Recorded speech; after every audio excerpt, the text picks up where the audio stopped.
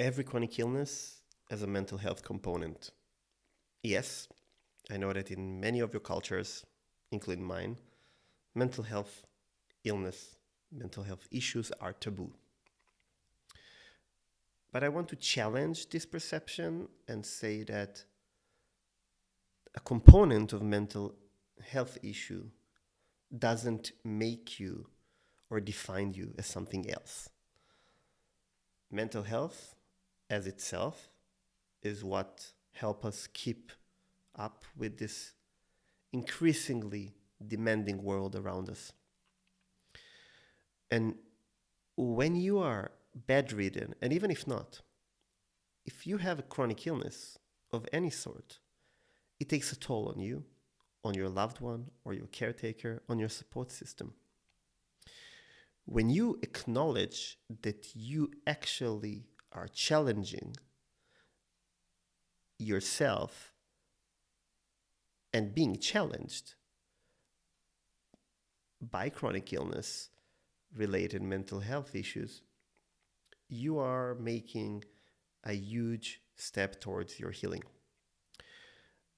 I myself didn't acknowledge the fact that I have mental health issues, and I delayed my diagnosis in years. Years. I think that if I would accept that depression, agoraphobia, anxiety is a part of being bedridden, I would have treated it. It was so taboo that even my doctors didn't want me to go to seek therapy because they thought I will be labeled. But we live in a different world right now.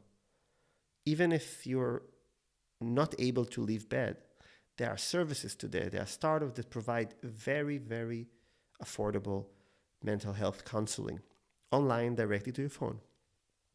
We have BetterHelp. We have many others. We have AI-based tools.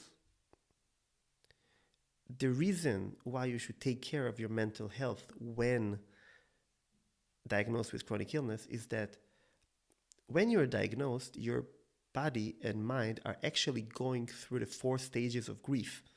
When somebody is grieving, somebody is losing a loved one, they are first in, anger, denial, acceptance. You know those, right? Everybody's talking about them on TV. But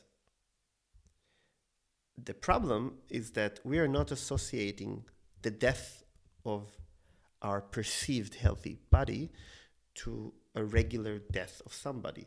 And therefore, our brain doesn't make this automatic connection. But when you are now announced in your 20s, 30s, it doesn't matter that you have a chronic illness. Chronic means for life. You are going through grief. You're kind of saying goodbye to the old you, to the old version of yourself. When you do it in a way that is constructive and mediated, you can actually find and utilize more resources towards your healing.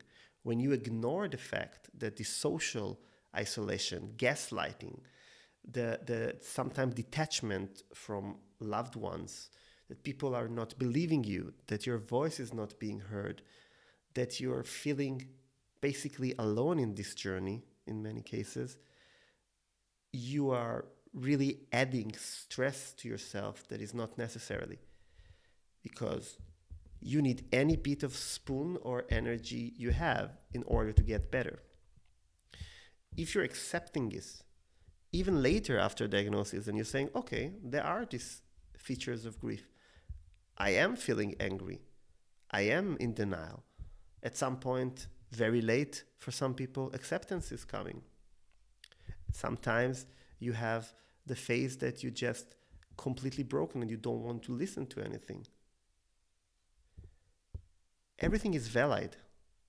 I'm not a therapist. I'm not here to tell you how to do it, but acknowledging the fact that chronic illness comes with mental health challenges helped me regain control over my life with chronic illness, and I'm sure that can be helpful to you.